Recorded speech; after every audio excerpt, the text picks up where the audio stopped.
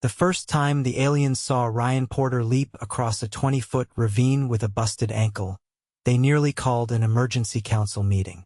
The ship, the Ilona, hovered just beyond the cliff's edge, its sleek silver frame gleaming under the twin suns. Ryan gritted his teeth, feeling the sharp stab of pain shoot up his leg with every movement. He didn't bother looking back. Anna Keller dangled from a jagged outcrop below, her fingers slipping from the crumbling rock. "Hold on, Anna," Ryan shouted, voice raw. Anna's nails clawed at the stone. "Just go, Ryan. Save yourself." Ryan ignored her. He shifted his weight, suppressing a groan as his ankle protested, and threw himself forward. His hands clamped around her wrists just as her grip failed. The force yanked his injured leg hard, and he nearly blacked out, but he dug in. Inch by inch, he pulled Anna up to safety, feeling each tendon in his leg threaten to tear apart. From a few meters away, Zurl, the Ilona's assigned observer, recorded everything, his ocular nodes whirring. Zurl floated over cautiously, the propulsion pads humming. "Explain," Zurl said, voice metallic. "You are injured. Severely. She is not of your bloodline. Why risk further damage?" Ryan collapsed onto his side, panting. Anna knelt beside him, brushing dirt from his forehead with trembling hands. "Because our friends need us," Ryan said through gritted teeth. Zurl's processors buzzed audibly, trying to compute that answer. Later, aboard the Ilona, Ryan lay on an examination table, his ankle swollen to the size of a grapefruit. Anna sat nearby, hands twisted in her lap. A human doctor, brought aboard for emergencies, ran a scanner over Ryan's leg. "Possible fracture," Dr. Hammond muttered. "We'll need an X-ray to confirm." Zurl hovered at the foot of the table, recording everything. "Your physiology is fragile. Damaging it willingly lacks logic." Ryan let out a dry laugh. "Yeah, well, humans aren't exactly built for caution, especially when it comes to our friends." The X-ray confirmed a clean break in his fibula. Dr. Hammond set the bone, his movements firm but careful, and wrapped Ryan's leg in a temporary splint. "You'll need a proper cast once we're back on Earth," Dr. Hammond said. "And crutches. No weight on it for 6 weeks minimum." Ryan groaned but nodded. Anna squeezed his shoulder gently. "You're not walking out of here alone," Anna said. "You saved me. I'm sticking by you." Zurl recorded that too, filing it under human behavior, altruistic self-sacrifice. 2 days later, the Ilona made a scheduled landing on Virex 5, a planet notorious for its unstable terrain. Ryan insisted on going, crutch and all, despite Dr. Hammond's protests. "I'm not letting Anna go without backup," Ryan said. Anna rolled her eyes but smiled. "I'm perfectly capable of handling myself." Ryan grinned.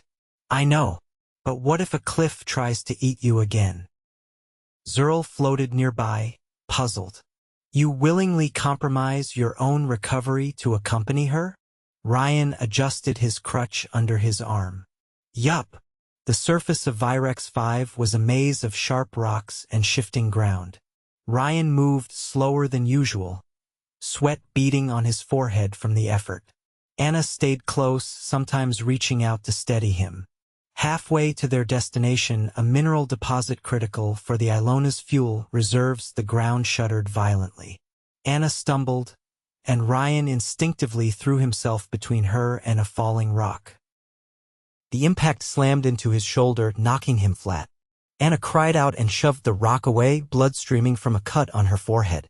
Ryan, talk to me." He grimaced, clutching his arm. "Pretty sure. That's not how you're supposed to use crutches." Anna helped roll him onto his back, her hands shaking. His arm hung at an odd angle. "I think it's dislocated," Anna said, voice tight. Zurl hovered above them. "You require extraction." "No," Ryan panted. "We're almost there. Get the minerals. We finished the mission." Anna hesitated, torn. "Go," Ryan urged. "I'll stay here and contemplate my life choices." Anna glanced at Zurl. "Watch him. Don't let him do anything stupid. I will monitor, Zerl said. Anna sprinted toward the deposit. Ryan lay back against the rocks, biting down on his lip to stay conscious. Zerl floated closer. You endure damage repeatedly for another, Zerl said. Why? Ryan chuckled weakly. Because friendship isn't about weighing risks. It's about being there when it matters. Anna returned 10 minutes later, panting and dragging a container filled with shimmering blue crystals. She dropped to her knees beside Ryan. Got it, she said breathlessly. Now let's get you out of here. With Zerl's help, they fashioned a makeshift sling for Ryan's arm. Anna supported most of his weight as they slowly made their way back to the ship. Every step sent jolts of pain through Ryan's body, but he didn't complain. Back aboard the Ilona, Dr. Hammond popped Ryan's shoulder back into place, a process that made Ryan see white for a second and immobilized it with a proper sling. You're grounded, Dr. Hammond said sternly. No missions. No heroics. You're lucky you didn't tear something permanently. Ryan nodded, worn out. Anna sat by his bed that night, refusing to leave even when he drifted into an exhausted sleep. Zerl watched from the corner, recording every quiet moment. Weeks passed. Ryan's ankle healed slowly but steadily. The cast came off after 6 weeks, replaced by a brace and physical therapy exercises. His shoulder, sore and stiff at first, eventually regained mobility after another 2 months of careful rehab. Through it all, Anna stayed by his side, helping him with exercises, cheering him on when he managed a few more steps each day. One afternoon, as Ryan balanced awkwardly on one foot during a therapy session, Zerl floated nearby, watching. You sustain injuries, endure pain, and delay your own recovery for others, Zerl said. What is the reward? Ryan wiped sweat from his brow. The reward is knowing that when it mattered, I didn't let my friends down. Zerl processed this carefully. Later, during a formal diplomatic assembly between the Ilona crew and human representatives, Zerl requested the floor. He hovered before the gathering, ocular nodes gleaming. I have observed human behavior extensively, Zerl said. I questioned why humans risk injury, suffering, even death for others. The room fell silent. Zerl turned to Ryan, who stood at the back of the room with Anna beside him. The answer, Zerl said, is because their friends need them. Murmurs rippled through the crowd. Ryan gave a small nod, his heart pounding strangely in his chest. Zerl continued. This principle, though illogical in terms of self-preservation, has proven a key factor in human resilience and societal cohesion. It is admirable. The assembly erupted into applause. Ryan leaned heavily on his crutch, exhausted but smiling. Anna bumped her shoulder lightly against his. See? She whispered. Told you you were setting a good example. Ryan laughed quietly. I just didn't want you to fall off another cliff. Zerl's processor buzzed again, quietly, recording that as well. The infirmary's lights hummed softly, a low backdrop to the rhythmic hiss of the sterilizer. It had been 4 days since the assembly, and Ryan was finally allowed to walk short distances without the crutch, though his gait was uneven and stiff. Anna trailed him closely, arms folded, her expression a blend of pride and worry. Zerl hovered a few feet behind, recording as always, but now with a new directive to study human recovery behaviors in depth. The alien's sleek frame bobbed silently as they crossed the corridor. You know, Anna said, matching Ryan's slow pace, most people would take the chance to lie down and milk the sympathy. Ryan tugged the elastic band of the therapy brace around his ankle, wincing slightly. Sympathy doesn't rebuild muscle. Zerl rotated its top node, an action that among its kind signified tentative curiosity. Muscle degradation is apparent in your injured extremity. Yet you resist passivity. Because sitting around makes it worse, Ryan explained, pausing to stretch his calf against the wall. You lose strength faster than you think. If you don't fight it early, you end up weaker than before. Anna leaned her shoulder against the wall, her gaze flicking between Ryan and the alien. That's why they push rehab so hard. It's not about being cruel. Cruelty would imply intent to harm, Zerl noted. Whereas your practices cause pain to prevent greater dysfunction. Ryan grinned and shook out his leg carefully. Exactly. It's a messed up system, but it works. The trio reached the observation deck where deep green vistas of Virex 5 sprawled beyond the reinforced glass. The terrain was a patchwork of jagged cliffs and thick moss fields, the same landscape that had nearly claimed Anna's life. You are returning to the planet's surface tomorrow, Zerl said, almost accusatory. Anna shrugged.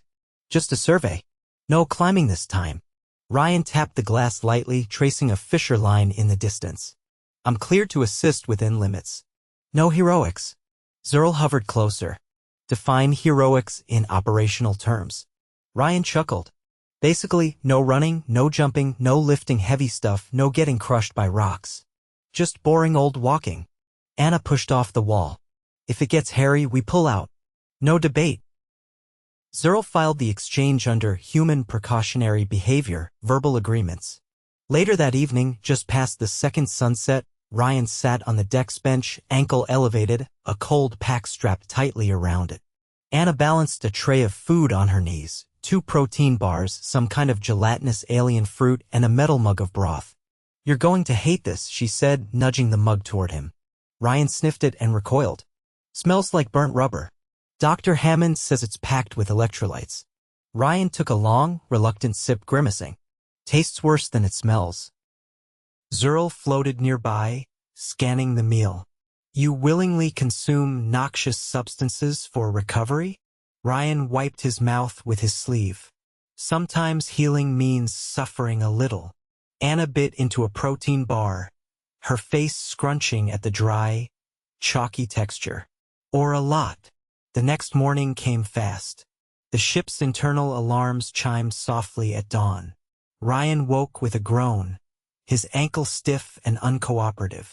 Anna tossed a rolled-up uniform at him from across the room. Gear up. We've got an easy day ahead. Zerl greeted them at the docking bay, flanked by another observer unit, Kaith, whose outer shell shimmered faintly blue. Kaith was newer to human studies and tended to ask twice as many questions as Zerl with half the tact.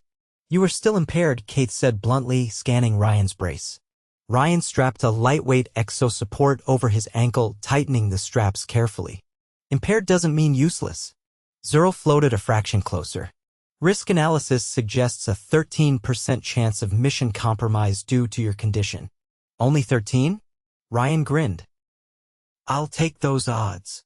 Anna adjusted the straps on her field pack. Let's keep it that way.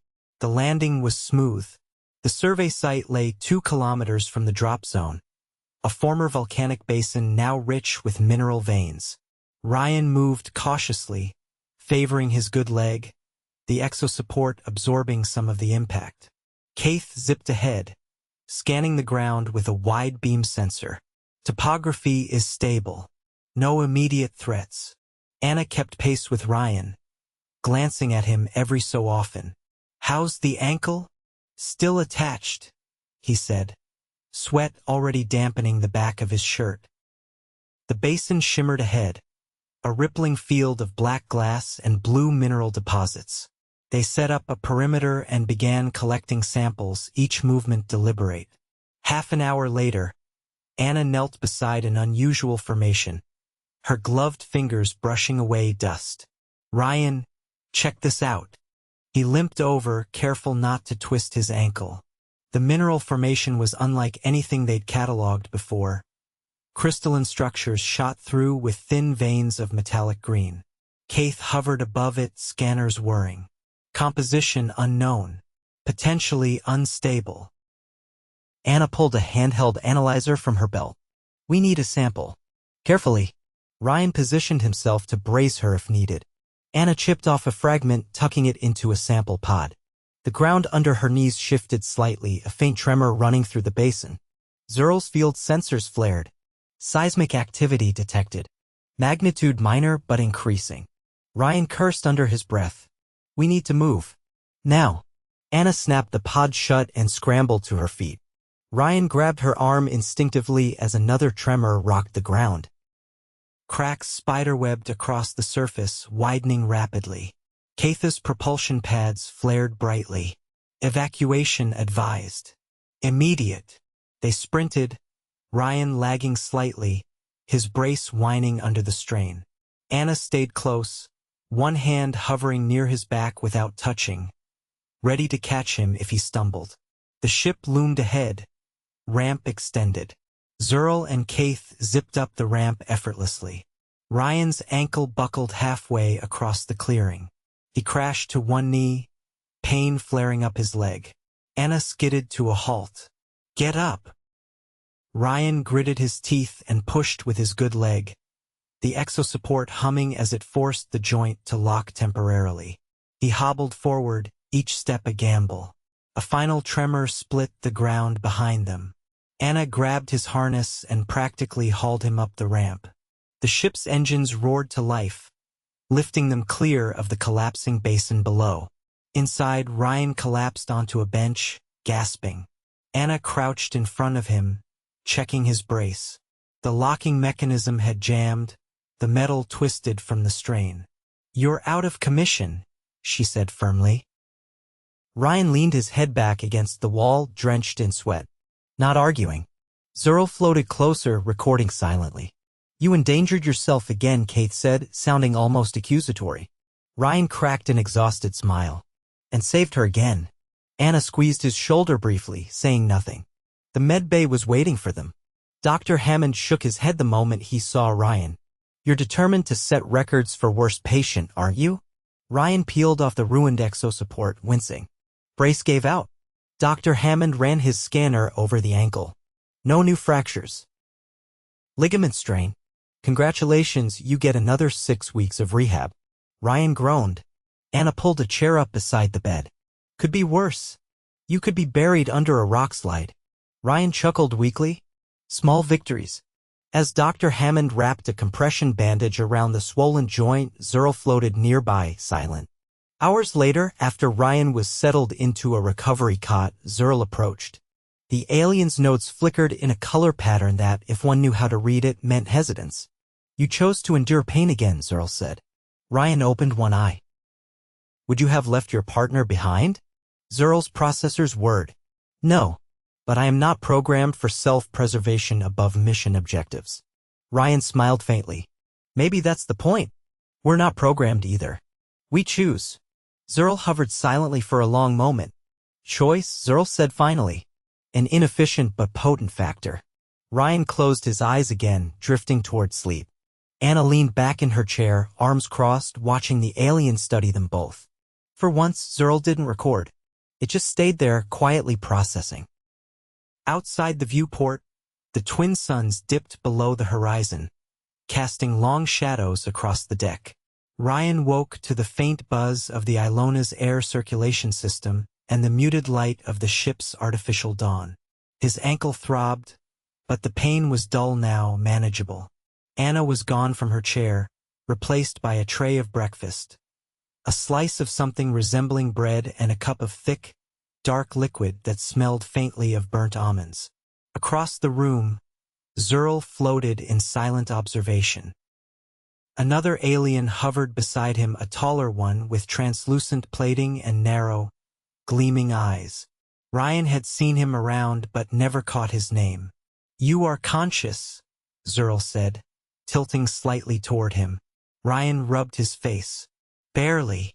The taller alien drifted closer, holding a palm-sized device that emitted a soft blue glow. Ryan tensed instinctively, but the alien only extended it toward him without a word. "What's that?" Ryan asked, eyeing it warily.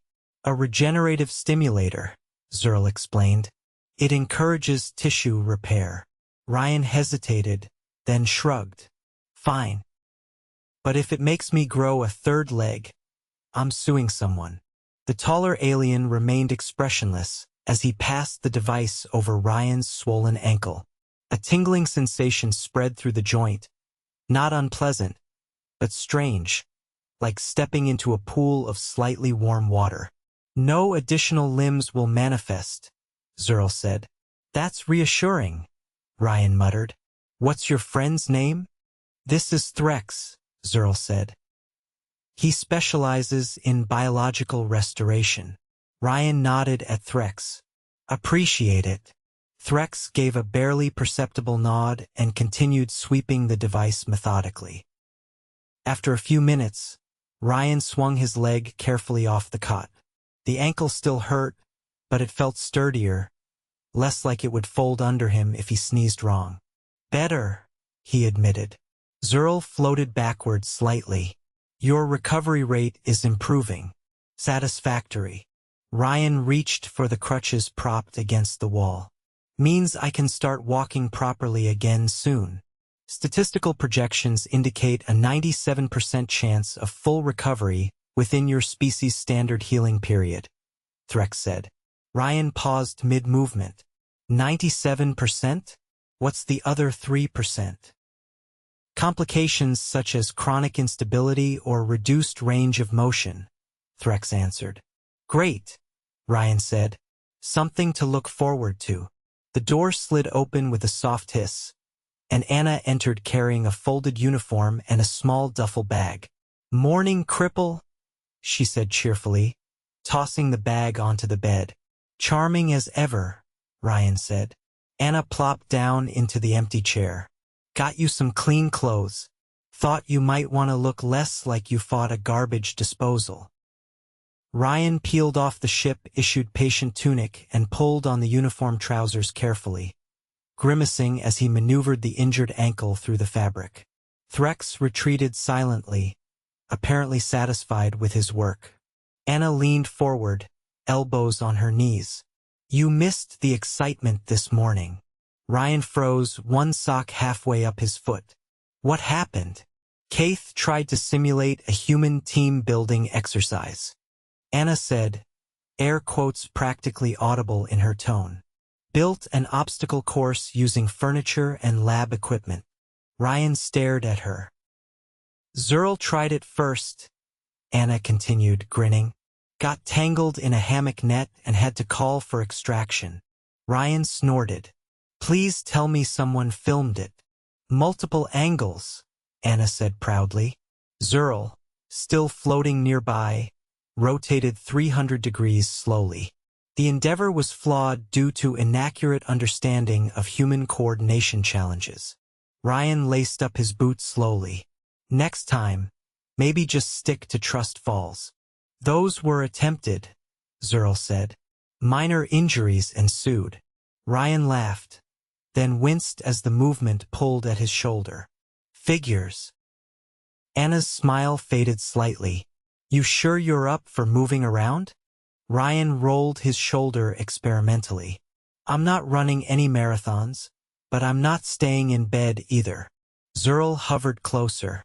Movement within controlled limits is beneficial. However, exertion beyond threshold parameters may cause setbacks. Ryan planted the crutches under his arms and stood carefully. Controlled limits. Got it. Anna stood too, slinging the duffel over her shoulder. Come on. Breakfast tastes less like regret if you eat it in the common room. They made their slow way through the ship's corridors. Crew members, both human and alien, nodded or clicked appendages in greeting as they passed. Ryan caught snippets of conversation. Updates on mineral yields, discussions about atmospheric anomalies, the occasional burst of laughter. They reached the common room, a wide open space filled with modular furniture and a panoramic viewport showing the endless stretch of stars. Ryan dropped onto a couch with a sigh of relief. Anna tossed him a protein bar. Bon appetit. Ryan caught it one-handed. You're spoiling me. Zurl and Threx hovered nearby, observing as the humans unwrapped their food. The taller alien's ocular nodes flickered once, the equivalent of a blink. Consumption of sustenance, even when appetite is diminished, is noted as a consistent behavior, Threx said aloud. Ryan bit into the bar and grimaced. Because healing burns calories, he said around the dry lump. Gotta feed the machine. Anna leaned back, arms stretched across the top of the couch. Besides, sometimes eating is more about habit than hunger. Threx recorded the statement without comment. A few minutes later, Commander Ralvek entered, his metallic carapace gleaming under the overhead lights. He was the Ilona's senior diplomatic liaison, an imposing figure even among his own kind. He approached Ryan directly. "You are the human-designated Ryan Porter." Ryan wiped crumbs off his shirt. "That's me." Ralvik regarded him for a moment, then extended a long, three-fingered hand. After a beat, Ryan shook it. "Your actions have been reviewed," Ralvik said. "Your willingness to endure injury without direct obligation to your own survival has been classified as exemplary." Ryan blinked. "Ah, thanks." Ralvik straightened. "Therefore, you are to be commended formally." Ryan looked at Anna, who shrugged. "Commended?" Ryan repeated. Ralvik nodded once. "A recognition ceremony will occur at second cycle." Ryan leaned back, stunned. "I didn't do anything special." Ralvik's ocular plates shifted slightly, the alien equivalent of narrowing eyes. "You exhibited characteristics our species values highly: loyalty, resilience, and prioritization of group welfare." Anna nudged Ryan lightly with her elbow. "Don't fight it. Just say thanks." "Thanks," Ryan said, still bewildered. Ralvik inclined his head and departed, leaving a slightly stunned silence behind him. Anna grinned. "You're officially a galactic hero now." Ryan shook his head slowly. "All for dragging my sorry self across some rocks." Zerl floated closer. "You underestimate the significance. Many species prioritize self-preservation above collective well-being." Ryan stared out the viewport, the stars spinning slowly in the vast black. "Maybe that's what makes us different. Or irrational," Threx said neutrally. "Maybe both," Ryan admitted, smiling tiredly. Hours later, when the second cycle came around, the ceremony took place in the main assembly hall. It was a modest affair by human standards: no banners, no parades. Just a gathering of crew members, a few formal words, and a small medallion inscribed with alien glyphs pressed into Ryan's palm. Anna clapped him on the back afterward, careful of his shoulder. "Wear it with pride, hero." Ryan tucked the medallion into his pocket. "I'll try not to let it go to my head." As the crowd dispersed, Zerl lingered beside him. "You have demonstrated that injury and adversity do not deter your commitment to others," Zerl said. Ryan adjusted his crutches. "Guess that's just what we do." Zerl's ocular nodes pulsed once. A slow, thoughtful flicker. "We have much to learn from you," Zerl said. Ryan smiled faintly. "And we're just getting started." The Ilona hummed around them, steady and alive, as the stars beckoned beyond the glass.